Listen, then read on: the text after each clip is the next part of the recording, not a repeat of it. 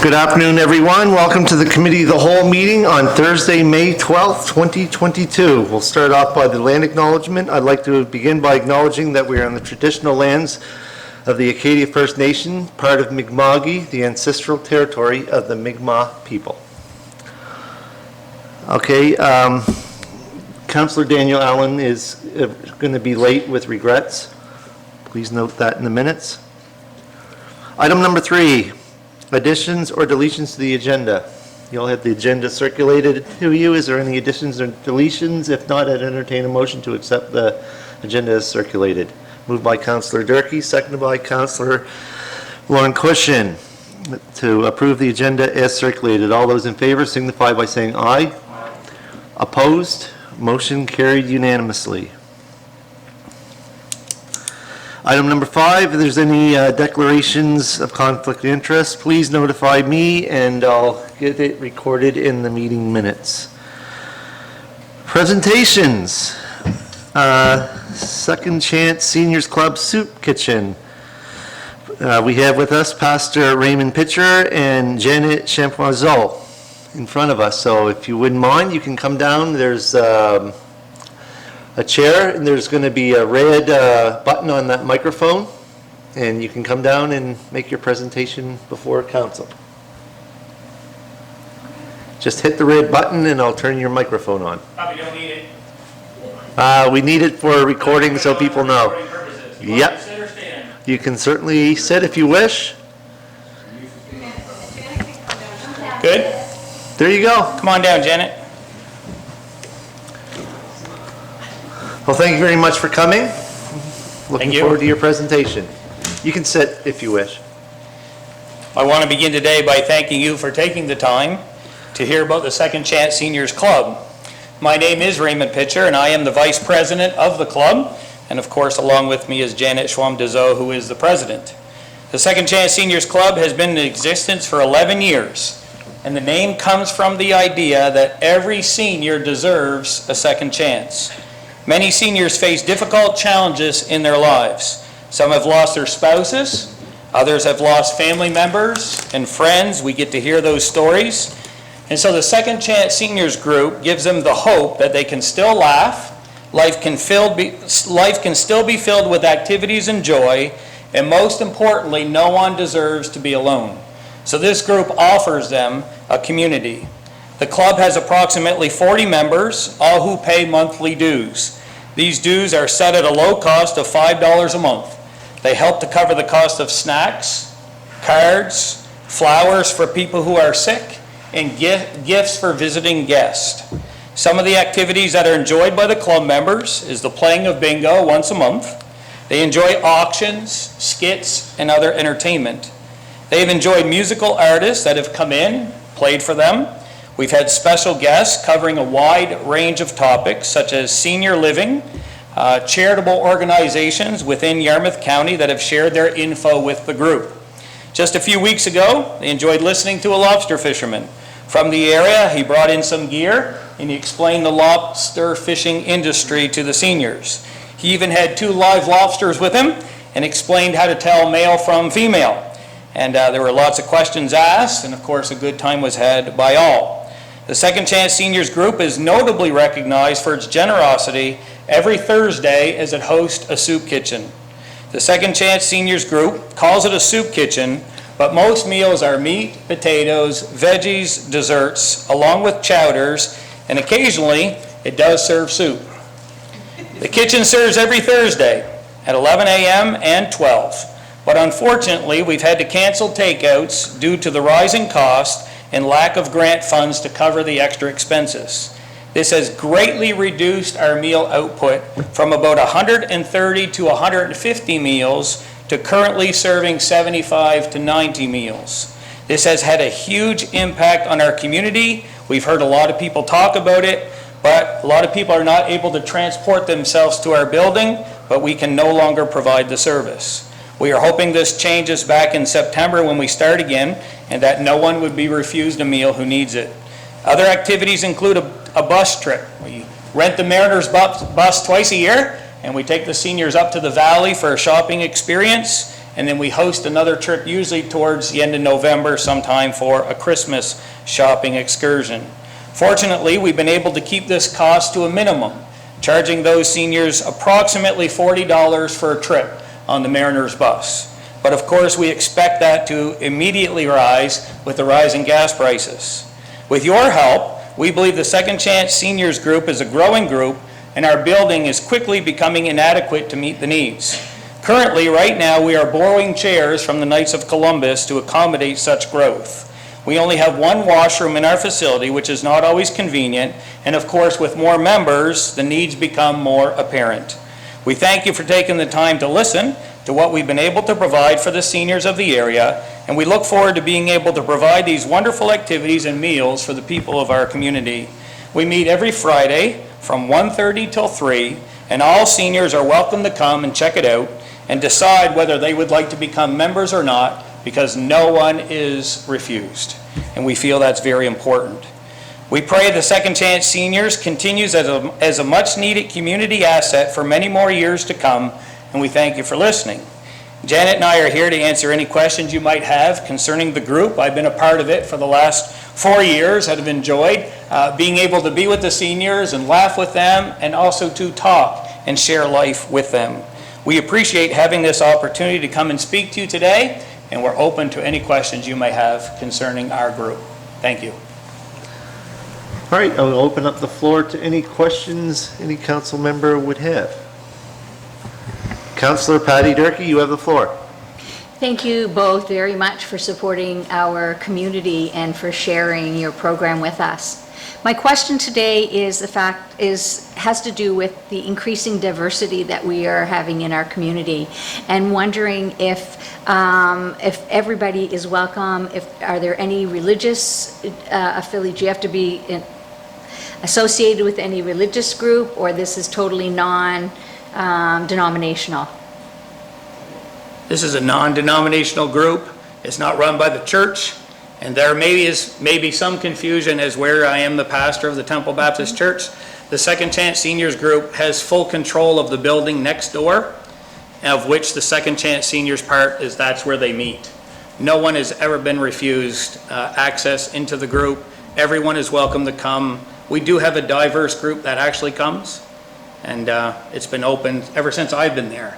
Okay, great. Is that advertised that it's not affiliated with any religious group, or just? Doesn't matter what religion you are, what color you are, everybody's welcome. They all know that. Everyone's welcome. That's been going on now for 13 years. I've been at the temple for 20 years, and to me, we're all brothers and sisters.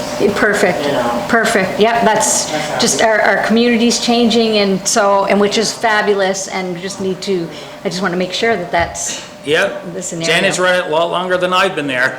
Thank you. No I think that's problem. great. Thank you so much. Councillor Lauren Cushing, you have the floor. Thank you, Mr. Chair. Again, thank you too for your being here today and presenting this. I knew about the soup kitchen, but I didn't realize it was the Second Chance. Much larger. Much larger, yeah. So it's great to hear, and I know some seniors in my area that are a lot older than me as a senior, but and it's good for them to get out, and we do the same. We don't do soup kitchens, but we provide music nights, Right. which brings the seniors out, get them something to do, and really enjoy it. So this is just another part of it. So thank you very much. Thank you. Councillor Sherry Hurlbert. Thank you, Mr. Chair. Thank you very much for coming to present today. We actually had a chance to meet outside in the beautiful sunshine before you came in, and you were saying how you now have 2 shifts of soup kitchen, which really is meat and potatoes and dessert kitchen. And how many do you serve, like 40 each time, 40 to 45? There's 46 chairs that we currently Okay. have in the facility. Okay. And you talked about funding sources do you have any other funding sources other than grant funding from municipalities, towns, et cetera? The town, municipality, I Yeah, here. Pam Moon. Yep. They do give us a donation every year. I did receive a check from her, $700 for a month ago. And I received some help this morning from 100 Women. I don't know if you've heard. Yeah, 100, I'm part of that group, yes. Yep. Yeah, I received a check from her this morning as well. I also, every 2 years, I get a check from the New Horizon in Halifax. Right. Last year, we didn't get anything because of COVID. It went on to somebody else, so apparently somebody put my name in to 100 Men, and my name was picked. I was quite surprised. I got $13,000. So that helped to put in 2 new floors, one in dining room area where we feed people, and a bathroom, and all new taps into the kitchen, and all cupboards and everything, which they came down and checked it out. And the rest of the money went towards feeding the people, which is not cheap. Roughly it costs around $400 or $500 a week to feed the people. But like the Vice President said, it's not soup and sandwiches. Today we did, did I do potatoes? You did potatoes and bologna. Oh, mashed potatoes and bologna, and peas and carrots. And for dessert, we had 3 different kinds of cakes served with ice cream and whipped cream. I'm thinking, I can't wait to become a senior to, to sign up for a membership. Not cheap, believe me, it's $109 a cost of bologna. That's one bologna.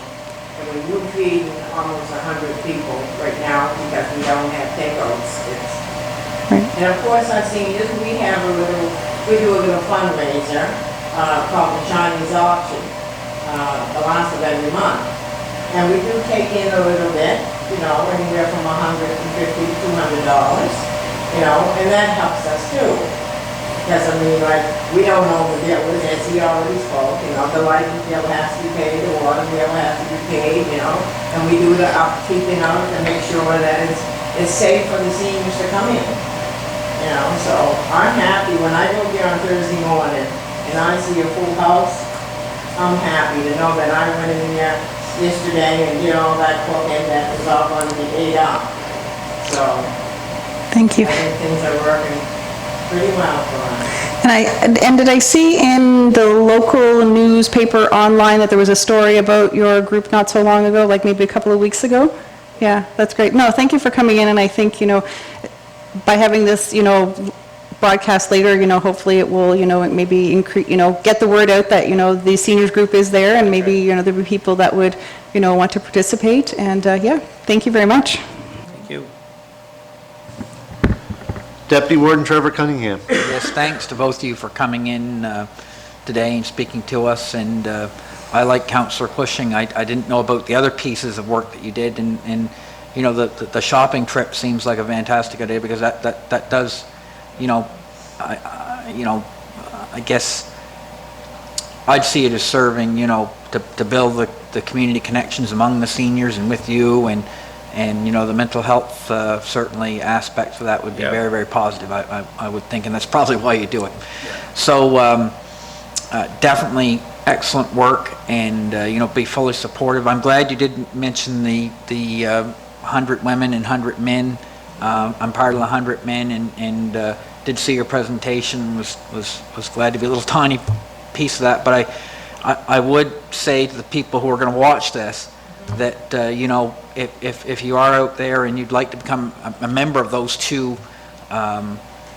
organizations, it's very impactful. And I know I think the 100 men and women are very similar in how they operate, and you know, 4 times a year they give a donation to a deserving charity, and you're definitely deserving. So thank you for all the hard work you do, and you know, it's community volunteers and volunteer groups like yours that you're closest to the people, kind of like municipal government. We're the closest to the people, closest level, and that's invaluable, and that's how you can help the community. So we're very, very happy and be pleased to certainly support you and your efforts as a council, and I'm sure as a councillor, I'm sure council will as well. So again, and perhaps through the CAO, through the warden of the CAO, just remind me what the ask is specifically there's no ask, so we will be supportive, I'm quite Yeah. certain. Thank you. Councillor Nick Hilton. Thank you, Mr. Chair, and thanks again for coming in.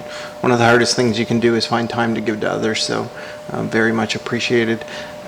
Just can you, I have mentioned the number of members that you have, but just expand on your members and maybe how far that outreach is. Is it town specifically? Do you have a lot that drive in for the day? Just a little bit about your membership, just so that we can, I think it's great, and we'll probably, like Councillor Cunningham said, support in any which way, but it's good to know that we're supporting people that live in the municipality and district of Yarmouth. For sure. I think the best answer to that, I would say, it depends on the activity. You don't have to be a member to attend the activities. So just a couple of weeks ago, we had a country band come in, 4 musicians come and played and sang. You'll get people from Tuskegee and different areas around that might come once they hear that. The soup kitchen meal is, I would say, most generally people from the town. I would say that attend the soup kitchen itself. We have a lot of people who don't have transportation. We know a lot of people who walk. So it provides a great service in the south end of town where mobility may be an issue.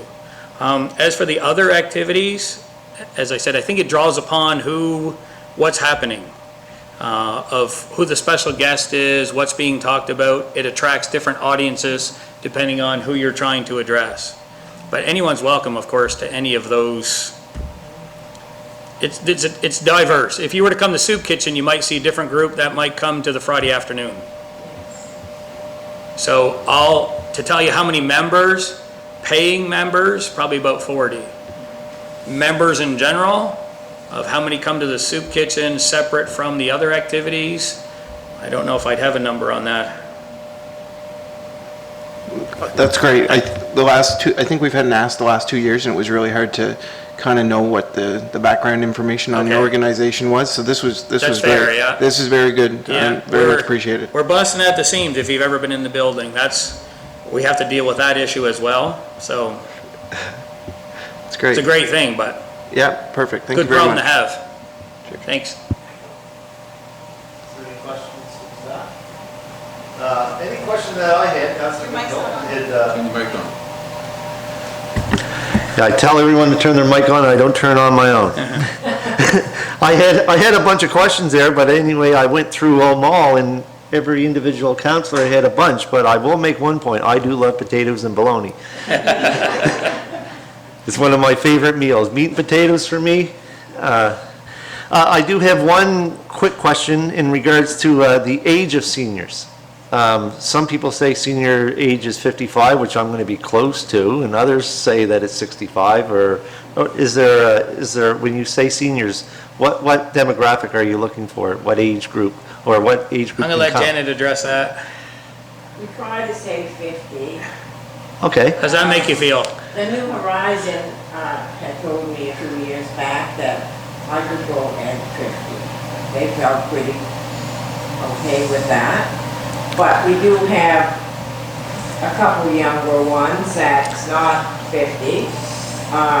And because of that, they're lonely.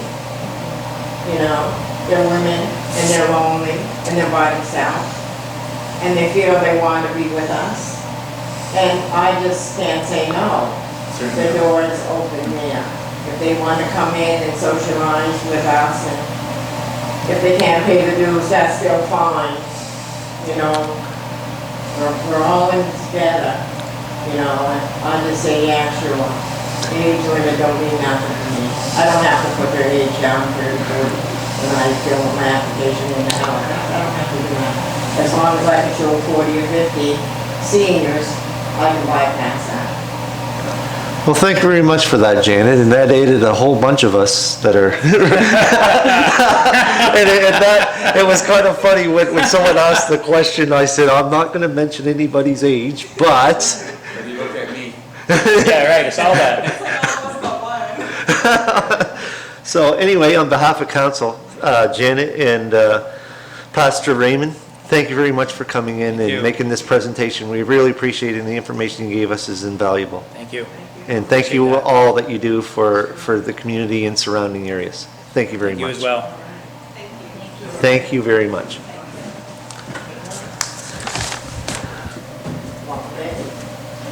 Thanks. Enjoy the rest of your day. You Have a too. good day. Enjoy the sunshine. All right, item number 7, in camera. Need a motion to go into camera. Moved by Deputy Warden Trevor Cunningham, seconded by Councillor Nick Hilton. Motion on the floor to go into camera. All those in favor signify by saying aye. Opposed? Motion carried unanimously. Good afternoon, everyone. We just come back from our in-camera session. Moving on to item number 8, for action. You all have in front of you the 8.1.1, the Yarmouth County Ground Search and Rescue Team funding request. You all have that in your package.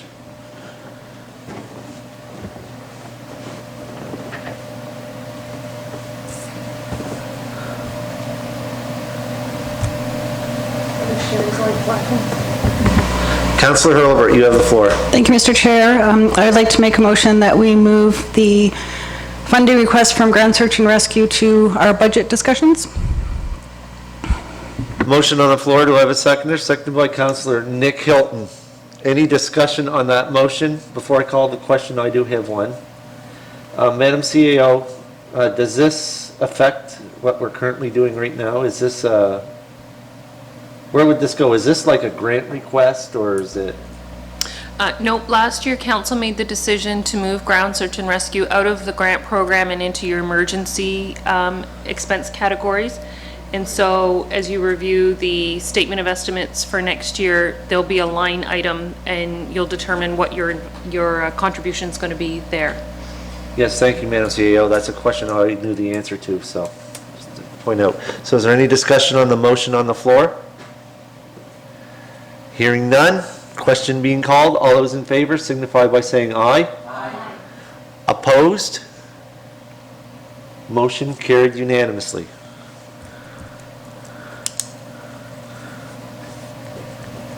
Item 8.1.2, letter to the Nova Scotia Federation of Municipalities regarding proposed reorganization. Madam CAO. Thank you, Mr. Chair. So originally, we thought this might be a piece of correspondence for collective council action, but it's actually probably for individual council action. You have a members meeting on June the 9th, and one of the pieces in the reorganization is around the voting parameters and the rules for voting. I did check with the Chief Executive Officer, and at the June 9th meeting, the voting procedures will be as they are now. So you will vote as individual elected officials at that meeting. Yes, and it was very unclear in that letter whether we were going to be voting as a council with one vote or individual voters. So since the rules are upheld as they currently are, we each individually have our own vote in that regards in that meeting in June. So I guess there, even though it's for action, there was clarification on that, so we don't need to make a motion or any action. Councillor Durkee? No, I just want to add that one of the proposed changes is to allow every member to be able to vote for those people who they want to choose to sit on the board. That's one of the changes, which I think is a huge benefit, because in the past, only the people that attended NSFM conferences in the fall could vote. But one of the changes says, okay, we're going to do this differently now so everybody can, which is better, because then it reaches all the memberships. Yep, absolutely. That's it. Thank you, Councillor Durkee. Since there's no action required for that, since there was clarification, we'll move on for information. 8.2, you all have letters there from the REN connector status, the 12-month notice letter, the correspondence regarding no new non-resident taxes, and the news release from the province regarding that property tax.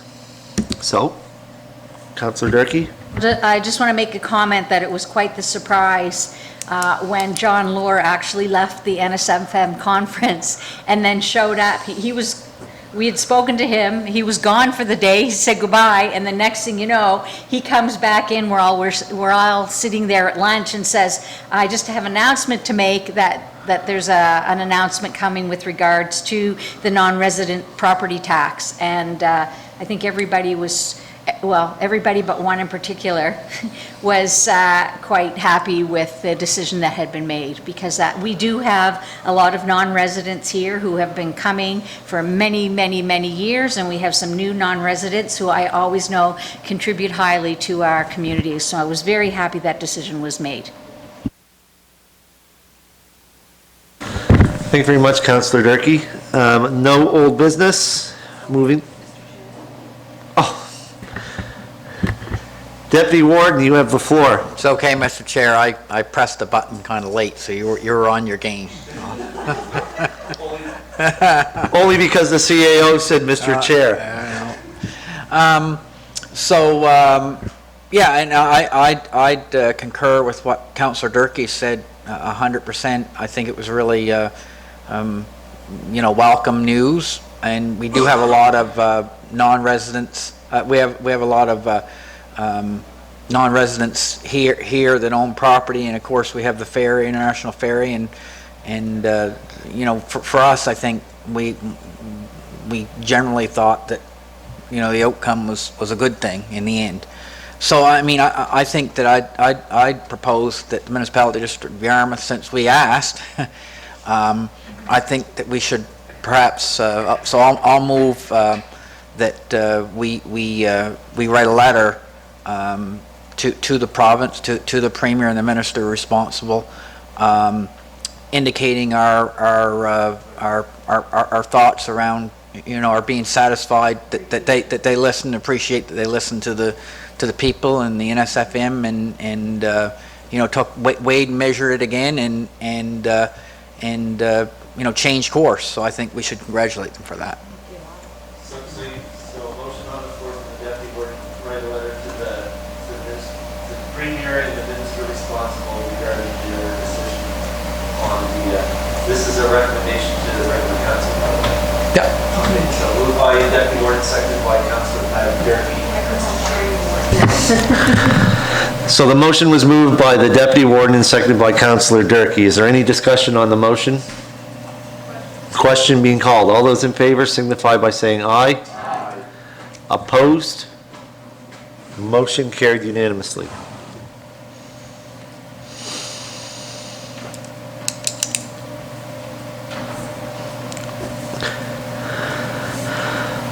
Moving on, new business 10.1, renaming of a municipal road, Hebron Business Park cul-de-sac name. Madam CEO. Thank you, Mr. Chair. So in your package, Council, is a recommendation from our GIS technician on naming a road that has seen increased development and should be named.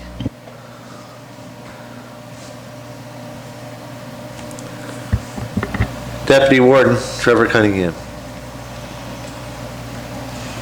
Yes, Mr. Chair, I'd move that the municipality of District of Yarmouth move to regular council the suggestion that the short municipal cul-de-sac road at Hebron Business Park in Hebron, which is contained within PID 9032664-6 and leads east or from, I guess essentially, sorry, it's renaming County Crescent to FedEx Court. Oh, my apologies. So it's naming the cul-de-sac. Oh, naming the cul-de-sac, sorry, yes, naming the cul-de-sac adjacent to PID 9032664-6 FedEx Court. Okay, a motion on the floor. Do I have a seconder? Seconded by Councillor Patty Durkee. Any discussion on that motion? Question being called. All those in favor signify by saying aye. Aye. Contrary minded. Motion carried unanimously. All right, item 10.2, Veterans Memorial Banners. This item was asked to be put on the agenda by me, and Councillor Durkee also chimed in because I had a call from a resident and also a member of the Wedgeport Legion, Cyril LeBlanc, in regards to a program for Veterans Memorial banner hanging.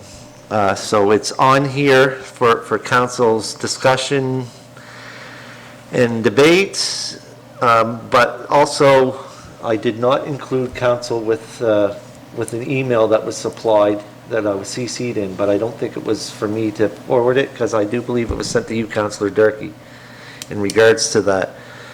I did mention to Mr. LeBlanc in regards to, he had mentioned to me about a project that the town of Yarmouth has on, and I mentioned to Mr. LeBlanc that the town of Yarmouth owns the fixtures where the banners are being held. And I was unsure what the rules and regulations were in regards to hanging up banners on the poles, that the possibility that Bell Canada and/or Nova Scotia Power owns. So I don't know if the Municipality District of Yarmouth can carry out the same type of program, or if we have the time, or if the council has interest. So what I decided to do is bring it forward here on the agenda today. Councillor Durkee? Thank you, Mr. Chair.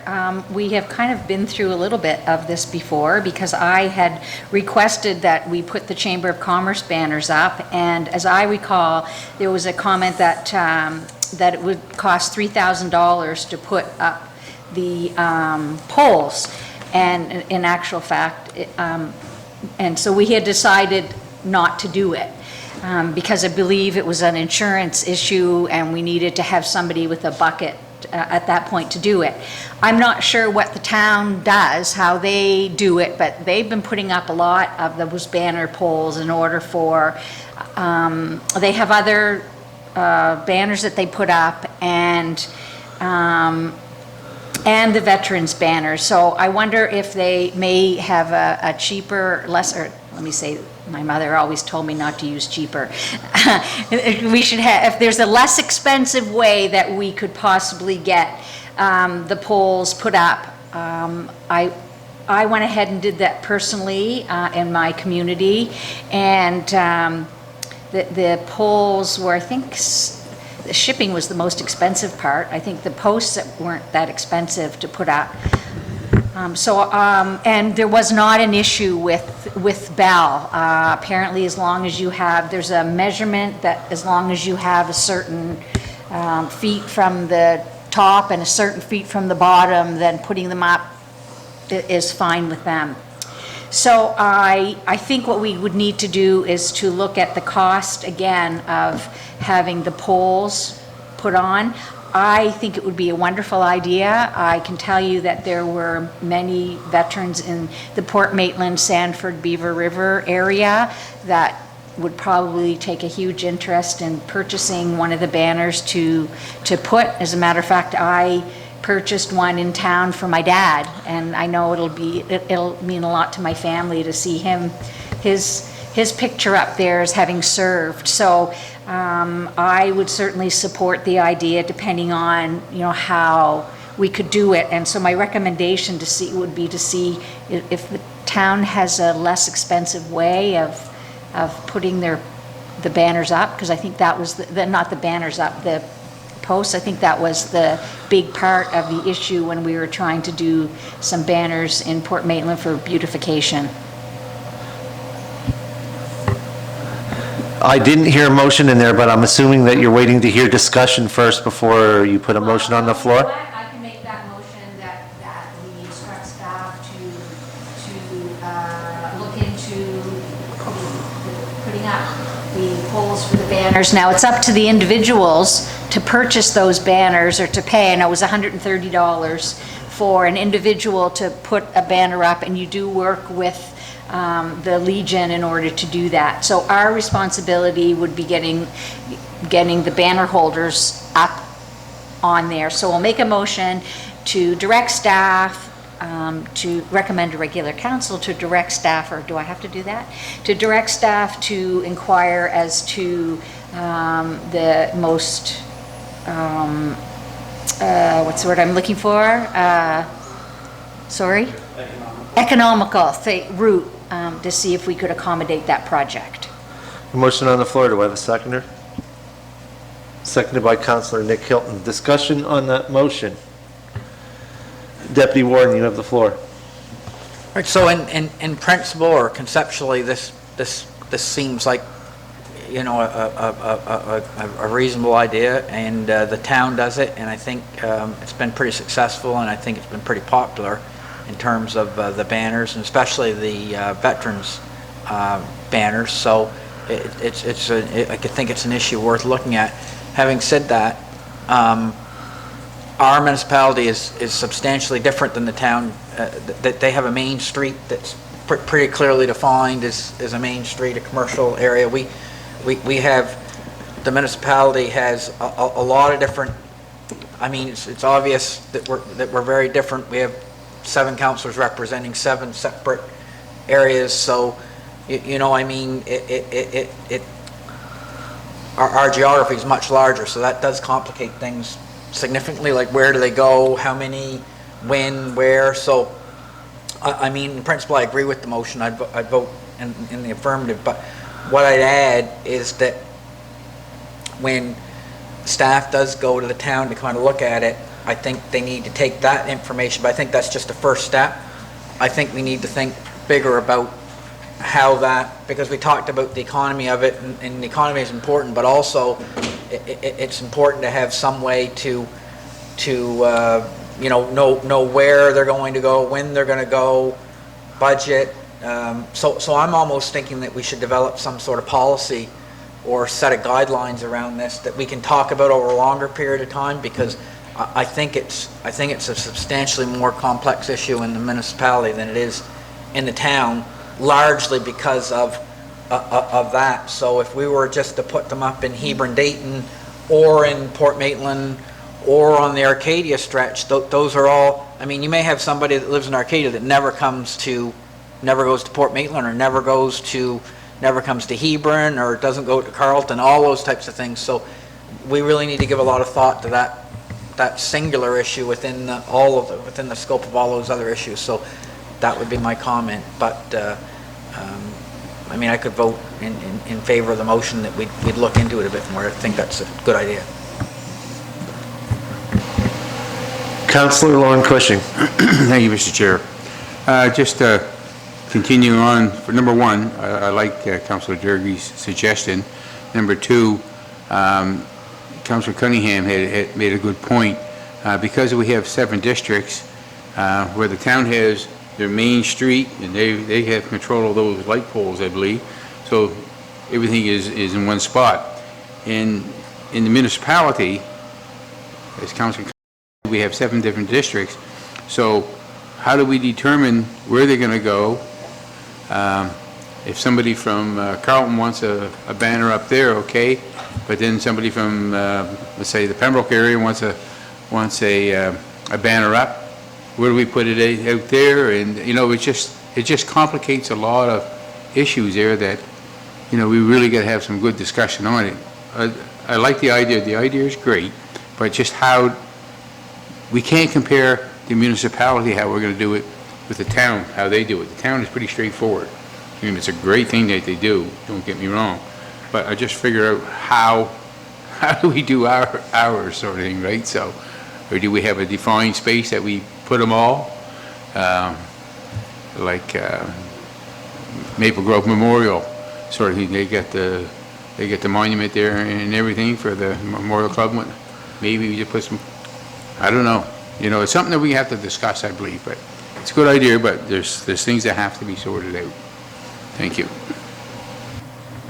Thank you, Councillor Cushing. After Councillor Allen goes, I'll go, then open up the floor back to the Deputy Warden. Councillor Allen, you have the floor. Thank you, Mr. Chair. I agree with Councillor Durkee. I think it's something we should be looking into. I, on the other hand, I understand what Councillor Cushing and Councillor Cunningham and Deputy Warden Cunningham were talking about, but I think we all have, in each of the districts, I think we all have kind of a main stretch. I think every district we have, there's probably one main stretch. I don't think it would be that difficult to pinpoint that main stretch, designate so many poles, you know, but the only thing I'm wondering, and you just mentioned it, so when you did the banners last time, who did you contact about the poles? Like, is that something that we should have in the motion about trying to contact? I mean, we obviously would want permission written some type of written permission that we can actually access the poles, because, I mean, through other things I've done, my understanding was always they didn't want you to put anything on the telephone poles. So, but if you're allowed to, then that's great. So I just want to, somehow we should work that in, that we follow up on whether we can actually access these poles to go with everything else. So I'm not sure how to go about doing that, but that would be my thought. Anyway, thank you. Thank you very much. Yes, go ahead, before I go. So just around the polls, so hypothetically speaking, we have maps of the 7 districts, and we identify a corridor where council has an appetite for this program, and we think maybe residents would have an appetite for purchasing a banner to install. You identify the poles that you want them to go on, then you have to identify who owns them, and it's my understanding that Nova Scotia Power and Bell do not approach this the same way. So, for example, we have information from Nova Scotia Power that they want to own the process. And we would have to submit to them, and they would provide us with the cost. Bell may not be the same, and I think if I understood Councillor Durkee correctly, the poles where the chamber installed some banners in Port Maitland last year, they were, I think, on Bell poles, if I'm not mistaken. So the process could be different. So yeah, you're quite right. I think, once we identify geographically what you're happy with, then the next thing is to figure out what the process is with the pole owner.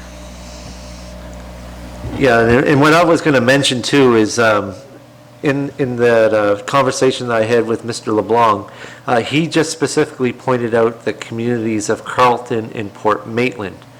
And listen to the discussions around here. Maybe we could, I heard the deputy warden mention something about a policy. Does it have to be hung on a pole? Could it be just like banners alongside of the road in the cenotaphs? That may be an option. But I do understand, and I would support the motion that's on the floor right now, because I think, because it's doing the first steps, but I also think that there's a lot more work that needs to be done with this in regards to a policy. Councillor Allen pointed out stretches of interest. There is, as I said, cenotaphs and public areas that are well-traveled. So there's a lot that can be done with this. I think it'd be a great addition to our communities. And maybe it could be 1 year it's done on this stretch, another year it could be done on stretch 1. Maybe it could be on our municipal property here, the Municipality District of Yarmouth, at our office, where they're just set in the lawn. Or, as the deputy warden stated, out at the monument in Maple Grove. So there's a lot of things to think about. Deputy warden, you have the floor. Yeah, I mean, I think, again, I would agree with everything that everybody said, including the warden's comments most recently. But, it may be that it looks a little different in every district as well. Like, I'm thinking it may be that we use poles in certain districts based on, I guess practical factors, but it may be here in District 5, and I'm not saying this, I'm just sort of thinking out loud, which is always dangerous, but, it may be that, obviously we own this property, so it may be that you have 3 or 4 shorter poles along the perimeter of the property out front that you could put a banner on, and that would be very simple. Staff would just be able to go out and put the banner. So it may be kind of, we could probably integrate this with our sort of the placemaking theme. It may be that each district might have a piece of public property. We could access a piece of public property where we could do 3 or 4 smaller height poles. I don't know. I'm sure these types of things have been thought of in other jurisdictions, but again, that's kind of speaking to staff going out and seeing what is possible. But again, I'll say, I think the original motion is still a good one, because it sort of does indicate that staff will go out and start maybe with the town about what they're doing, but broaden it out. And so those are all possibilities that, and that has, I don't know what the disadvantages of, but that would certainly have the advantage of, staff being able to quickly and easily go out and work with community groups to put those up quickly. So who knows what's possible, but I'll end my comments there because I guess that's the work of staff to find out what's possible and maybe come back and start the conversation with us. Thank you. Councillor Durkee. Thank you, Mr. Chair. A couple of comments. One is that what we found when we were putting them up is that the Nova Scotia power poles were too fat, per se. I don't know, they're too thick in order to get the pole straps around them, so that was an issue, where the bell poles were fine. Also, too, you know, we can't just open the door and say everybody who wants to put up a banner can do it. I think we might talk to Todd Muse, who is a veteran and who was responsible for setting up the program in the town, or maybe there's someone willing, or Cyril's willing to set the program up here. But I think it's a gradual process. I think you offer so many in the first year and see how that works. I know that the town had way too many, and they couldn't accommodate all of them that people had requested. So they did the first grouping, and then now the rest of them, there was an open door for a few more this year, and so it was a lottery process, and they're going on Parade Street. So I would just want to point out that, you know, we can't start off saying, you know, everybody who wants to do it can go ahead. It has to be, I think, a gradual process where you start small and add more each year. I'd like to say I agree with Dan. I think we all have, you know, little strips of areas where we could put them and honor people in those specific areas. So, you know, the first year, whether there's 20 or 40 or whatever, you just start small and go from there. I think, I'm pretty sure families would appreciate. Another recommendation might be to contact the brain fart, the Legion, to see where else they're doing it and how the process is working there as well.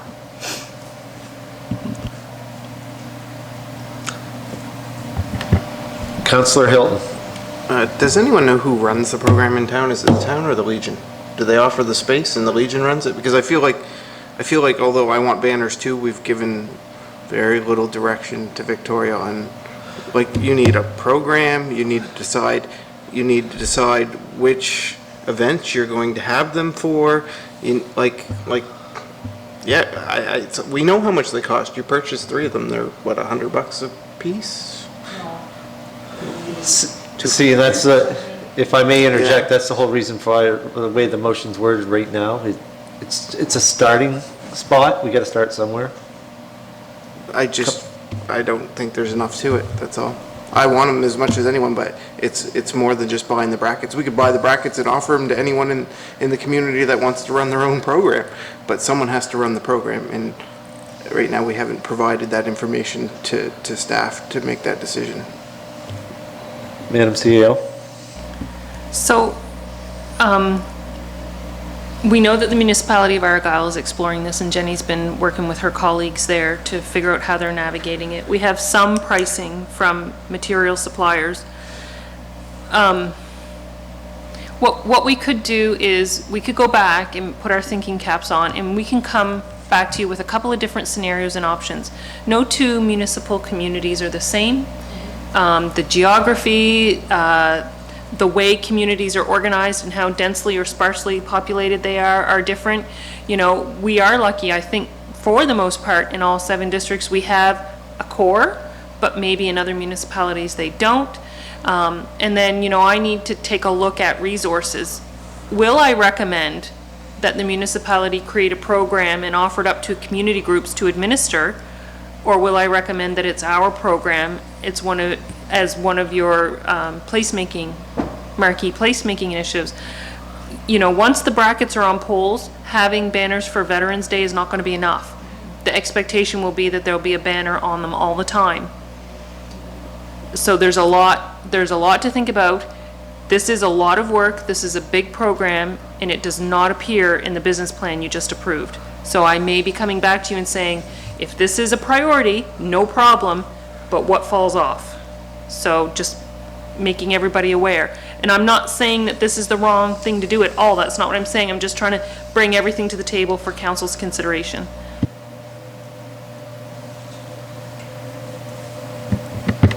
Just some clarity on the motion itself. Could you just read that back? Just because, for those reasons, I mean, my understanding, it appears that we want, our CEO to go and look broadly at this issue and then come back to us with some, information, some suggestions, some, as a start for another conversation.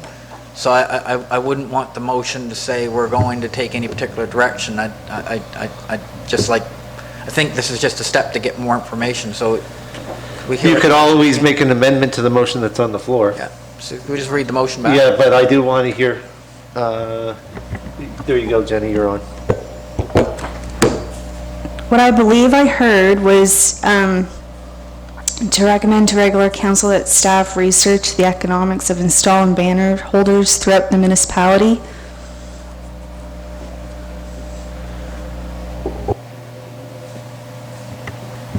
Councillor Durkee. Yes, it was me that made the motion, and it is an inquiry. It's not directing anybody to do anything at this point, right? I just want to also comment that I agree with our CAO that we have to find out about it first, and also our, sorry guys, this has been going on all week where words just are not coming out properly, that there might be different modes. You might just be able to get one of those little curved poles that stand out of the ground and put a series of them here or there. So, I think it's great to look at alternative methods to be able to support the program. Okay, is there any more discussion on the motion on the floor? Question being called on the motion. All those in favor signify by saying aye. Opposed? Motion carried unanimously. Thank you, Council. Item 10.3, fireworks. Councillor Warren Cushion, you had asked to put this on the agenda. You have the floor. Thank you, Mr. Chair. I've had a couple of requests from members of the municipality about the fireworks, and persons are just using fireworks not on special occasions, but whenever they feel like it. And the persons of concerns have mentioned that it makes their pets uneasy, and I know it does my pet too, right? So when the fireworks goes off. So my question is, number one, correct me if I'm wrong, I don't think we have any permits that people have to get to do fireworks in the municipality. There's no such thing as that. And we don't have no policy on using fireworks at any special times. The closest policy framework you would have would be your noise bylaw. I'm sorry? The closest policy framework you would have would be your noise bylaw. And, Okay. yeah, with respect to fireworks, I'm not sure there's a direct Gotcha. connection there. Yeah. And then, obviously, we don't have policy, we don't have no bylaws on it. I'm just wondering if this is something, since we're going to do a review of policies and bylaws, that we could look into something like this because of some of the concerns that residents have with their pets. And also, my understanding is some veterans who are getting along in age and who have been experienced to noises in their line of duty that it's bothering them too. So brings back old memories and bad memories sort of thing. So I don't know if it's something that our council wants to look at, but I just wanted to put that out there and just see what our council has to say about it. Deputy Warden? Deputy Warden? Yeah, and I can understand that there are probably some concerns. I can speak, I guess, from personal experience where I live, in District 5, and many people do use fireworks. I mean, I think they've largely been, in my experience, I haven't set them off myself. I've been at a house where they've been set off, this type of thing, during a special occasion. But they are often used, it's about the scale. Are there few? Is it huge? but I think a lot of people do, on the other side of the equation, do enjoy the fireworks, and they are using them responsibly for the most part.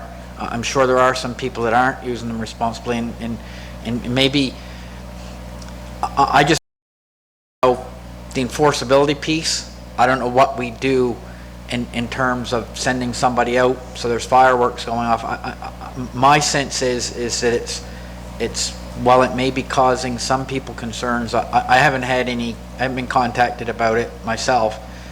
My sense is that I think that this may be a little bit of an overreach for the municipality to get into policing that, because I don't know if we've got the staff. I know we haven't got the staff, and you know, they're a legal product.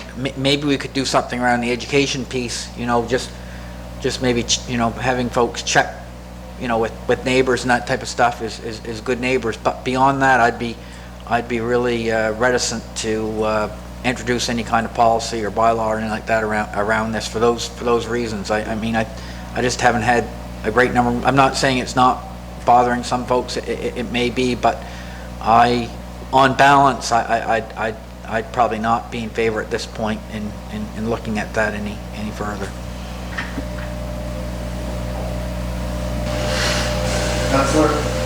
Councillor Lauren Cushing. Thank you, Mr. Chair. And thanks for your points that you brought up, Councillor Cunningham. I know it's problematic in my district, and especially at Johns Cove and also at Pembroke Beach. Pembroke Beach is a little distance from where I live, but you know, if my little dog happens to see it out the window, he gets very scared about it. And there's a lot of fireworks that go off in Pembroke Beach, and there's a tremendous lot go down on Johns Cove. So this was brought to my attention, so I just wanted to bring to the attention of council, and if we would like to talk about it longer or get some more information on it, we should do so. Thank you. Deputy Ward. So yeah, and Councillor Cushing's last comments were good, because I didn't even really understand where the issue was coming from, but it seems like it's public land, and we're getting a lot of people. Maybe there's a bonfire and it's quite frequent. My experience has been that and there's not a lot of park space in District 5. So you're talking about beaches where properties are fairly close by, so that's a smaller area. So we may need to we could maybe look at something in those specific areas. That might be, I see what you're saying. I didn't realize where the issue was, but I can see if they're setting them off every night, right? That's different than the situation I described in District 5, where, you know, it's every 10th night, or not even that, maybe once a month I hear somebody setting them off. And I mean beyond, you know, the New Year's Eve, that type of thing. I don't know what they do up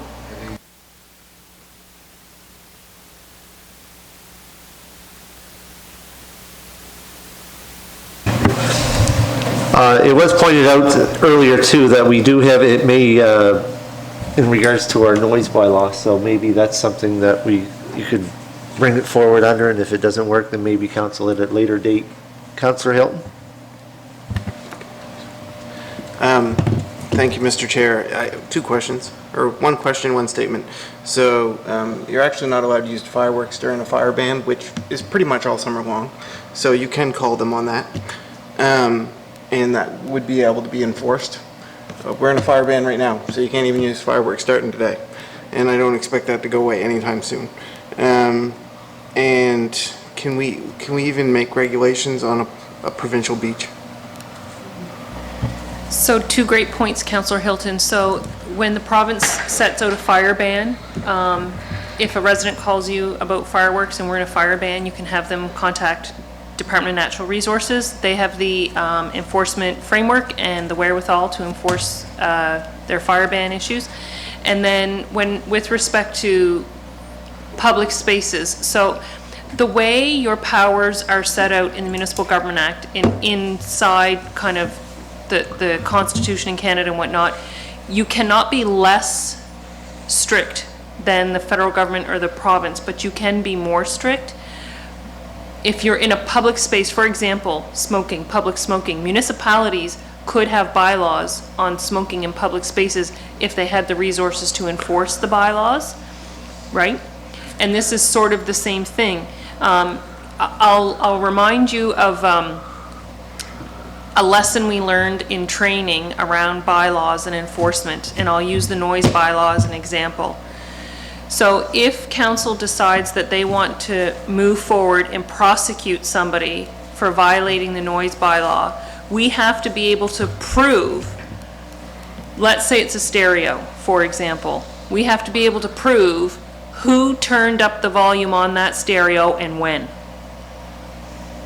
That's the burden of proof on us. So if you think about a fireworks issue, whether we do it through the noise bylaw or we have a separate piece of legislation for it, and we get complaints, we have to be able to prove who had the lighter on the fuse and lit the firework.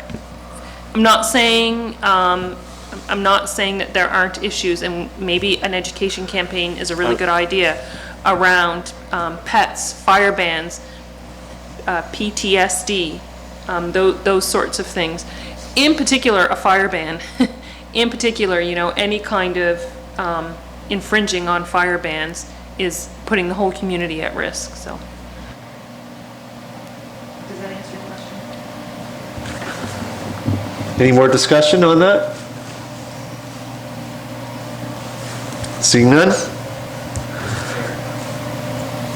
You just turned... I know I did. I know. I asked. Thank you, Mr. I know you did, but I do think there is,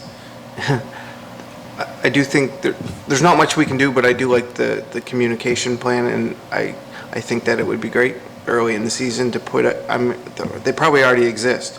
Like, we just need to modify something, you know, check with your neighbor, or, you know, a picture of a pet that looks like he's scared. I don't know. I don't feel like we can do a whole lot more than that, but if we could post some of those on social media, that would be, and share. Do you want a motion for that? Or just?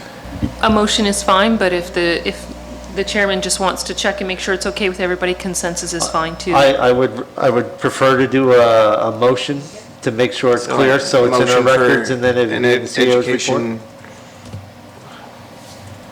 Anyone help me? Campaign around the use of fireworks, and I also like the fire ban section of that and everything that was mentioned previously, so. Okay, a motion on the floor. Do I have a seconder? Second by Councilor Lauren Cushion. Any discussion on that motion? Hearing none. Question being called. All those in favor signify by saying aye. Opposed? Motion carried unanimously. Thank you, Council. Yes, in regards to motions and direction to staff, I prefer motions, so. Okay, item 10.4, NSFM conference debrief. Who would like to do that? Councillor Sherry Hurlbert originally asked to have that on there, so. Thanks. she I'll has the start, floor. and everyone who attended can fill in the blanks. NSFM is the Nova Scotia Federation of Municipalities. They had a conference last week, May 4th through 6th, and it was jam-packed, one night and 2 days.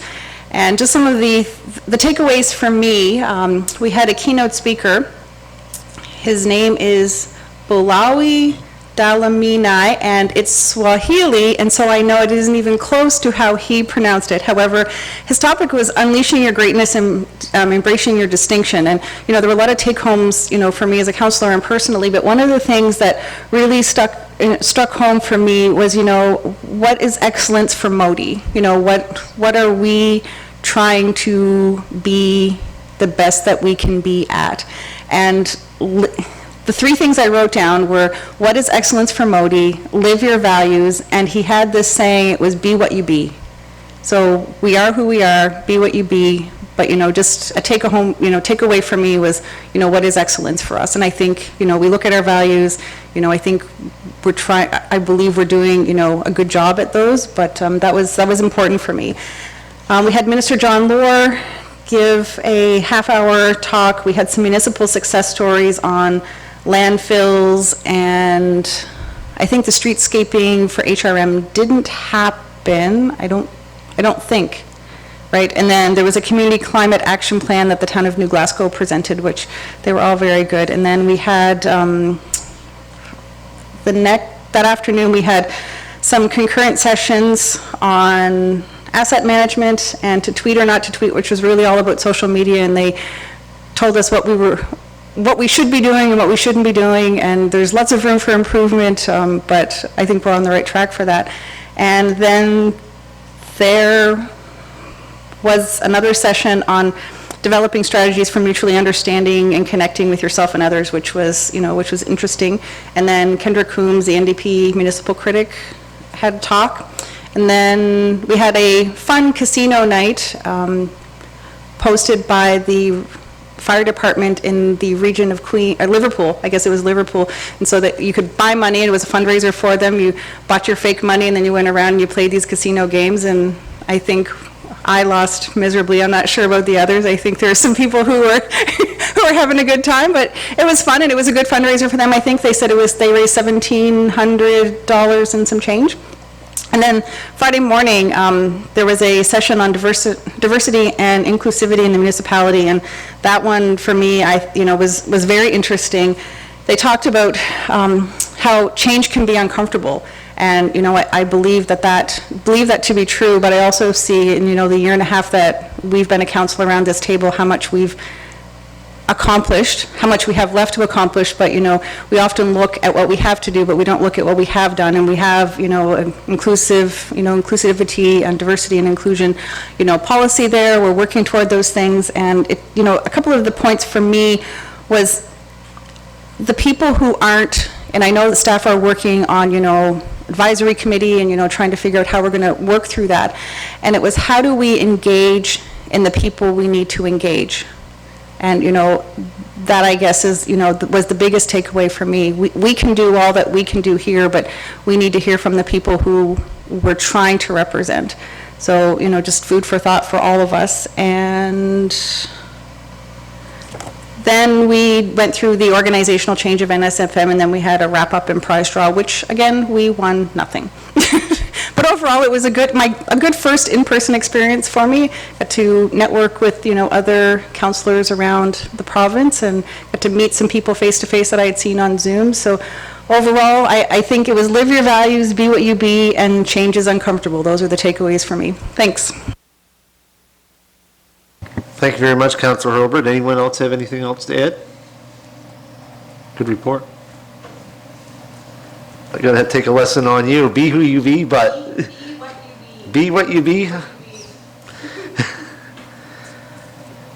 right, item number 10.5, Yarmouth International Airport Corporation 2022-2023 operating budget. We all have that in your package, and the recommendation would be to move this to budget deliberations. So if someone wants to make a motion in that regard, Deputy Warden. Oh, I'll move that, but I want to make a comment after, so when the seconder's done. All right, motion on the floor, seconded by Councillor Nick Hilton. All right, any discussion? Deputy Warden, you still have the floor. Yeah, so I think that everybody should look at the revenue side of the financial statements that Greg's provided us with. Mr. Shea has, interim manager. And you'll look, and it's well worth it. I think the airport is an asset that delivers for the community in terms of safety. And but when you look at government subsidies and grants, you'll notice the federal government and the provincial grants are zero, not a plug nickel, not 1 cent, nada.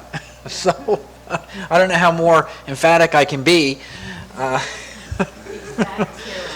Yeah, and for me that's disappointing, and I know we don't offer regular passenger service, and a lot of the federal and provincial grants are premised on us doing that, but having said that, there's not really the recognition from the provincial and federal government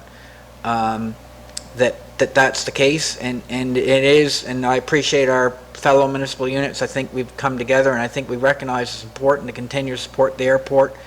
But again, the assets are in decline. It's going to be expensive over the long term to keep it open. We all know that. And we have to talk about this now, so in 5 years' time, we don't have an even worse situation. So I'll stop there, but I want to make a subsequent, I want to make another motion after we pass this one about writing the province and the feds and saying, by the way, look at the provincial and federal grants that we're getting and what the municipalities are doing in our community, and with absolutely no support from the province and feds. And maybe that's been a little bit harsh because I know they have helped a bit in the past, but not this budget year. So there you go. Thank you. Councillor Patty Durkee. Thank you, Mr. Chair. I, first of all, just want to thank Greg for putting together this report. It's very comprehensive, and I have to say I'm impressed with some of the suggestions that are being made to make improvements at the airport. And I just want to comment about the fact that, I am so thankful we have our airport. Look what's happening right now, where we have water bombers that are coming to help with the forest fire that we have, and if we didn't have that airport, then it would be difficult to fuel. They'd have to go elsewhere. So again, I think everybody agrees, thankfully, that our airport's really important, and that we don't know, and I think we've said this for the past number of years, we do not know, when all of a sudden this is really we're really going to need it. We need it now. We've always needed it. But in terms of bringing back passenger service, I mean, we can't say that will never happen because we don't know that. So when I look at what happened during COVID, where so many airports were shut down and people suffered because of that. Well, they couldn't go anywhere, so companies suffered.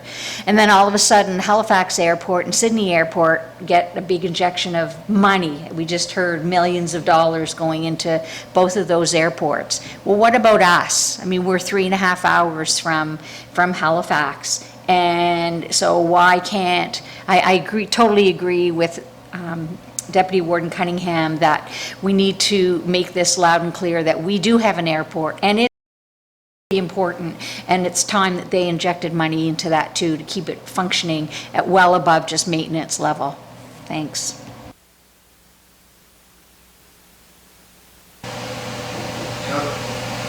Councillor Lauren Cushion. Thank you, Mr. Chair. I have to agree with Councillor Cunningham and Councillor Durkee were talking about our airport, and the line items that Greg has listed there are a good job, and that provincial grants and federal grants are not there. They're, to base grants in the running of airports on passenger service, yes, it's a good thing, but however, we have an extra one. We have something that's more important than just provide passenger service from here to Halifax or here to Boston and whatnot, which would be good. But however, we have the search and rescue part of it, and the fire department part of it, that we mentioned about the water bomber that's here now, and the helicopters that are coming in and taking crews and so on and so forth, and then the rescues at sea, and we've experienced that time after time. I can't understand why the federal government and the provincial government can't recognize how important our airport here is in Yarmouth. I mean, they seem to always look by us for, and I'll continue on with not only for the airport, but for the wharves that we have that the fishing industry have to use and whatnot. It's just plain ignored by other levels of government, and it's very frustrating to see that there's not any action taken to support Southwest Nova Scotia, which includes Yarmouth too. So, thank you. All right, there's a motion on the floor. What is the wishes of council? Entertain the question on the main motion. Question being called. All those in favor signify by saying aye. Opposed? Motion carried. So that's going to get moved forward to budget deliberations. And I do understand that there was going to be someone talking about another motion. Deputy Warden, you have the floor. Yeah, I mean, rather than making a motion at this point, through you, Mr. Warden, to our CEO, perhaps our CEO could talk about, or maybe she could even take it away and think about, a course of action. I don't want to be too rash, although I am upset about the lack of federal and provincial participation in our airport. What are some suggestions through you, CEO, through you, Mr. Warden, to our CEO, about a move forward? I mean, we're kind of in a perilous spot. We've talked about it for years, but, I know that the runway's degrading, the lighting's degrading, all these things. What's your suggestion about engaging the feds and the province a little bit more? I know we've talked about this, but, yeah. So airports fall under Transport Canada, so it's primarily in the federal realm in terms of, where we would look to funding. Although, a case has tried to have been made provincially with respect to the services that are provided on healthcare and search and rescue, but I'll leave that alone. So when you're thinking about, looking to the federal government, they take assets across the country and they try to put them into groups. And so they look at airports as a group of assets and they determine through policy how they're going to support airport infrastructure in the country. And so funding for airports that are not owned by the federal government is allocated based on what box it's in.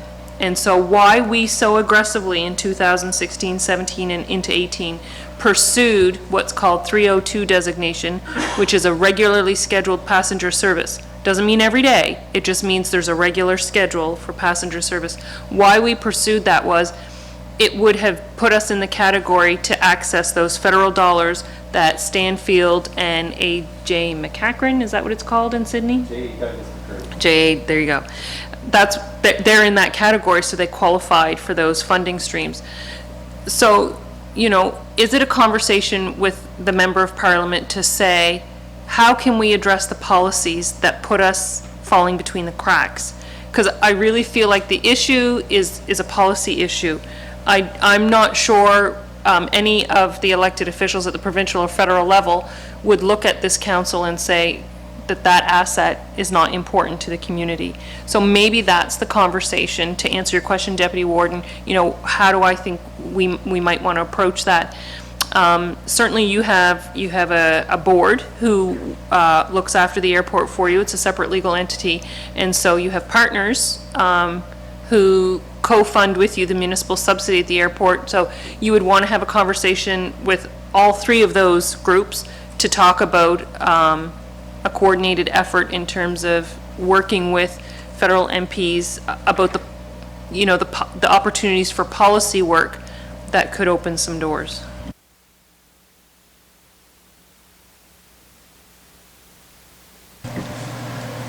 All right. Any more discussion?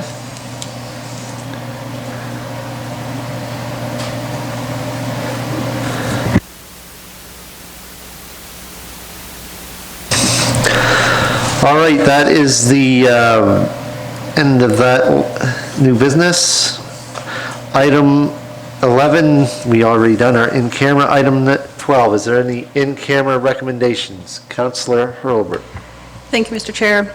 Whereas accessibility is listed as a priority to Council's strategic plan and conducting an accessibility audit is listed as a year 2 objective, and whereas the province has mandated that municipalities must become accessible, and whereas we are aware that council chambers will most likely require extensive renovations, and whereas changing the scope of work to the degree necessary may not provide us with the complete information required to move forward, I make a motion that we move to regular council the awarding of the contract to Jensen Hughes in the total of $26,700 for an accessibility audit. You gotta have plus HST? Yes. So a motion on the floor. Do I have a seconder? Second by Councillor Lauren Cushion. Is there any discussion on the motion on the floor? Hearing none. All those in favor signify by saying aye. Aye. Opposed? Motion carried unanimously. All right, that concludes our agenda items. I'd entertain a motion to adjourn. Moved by Counselor Allen, seconded by Counselor Cushion. Motion on the floor. All those in favor signify by saying aye. Opposed? Motion carried unanimously. Thank you, everyone.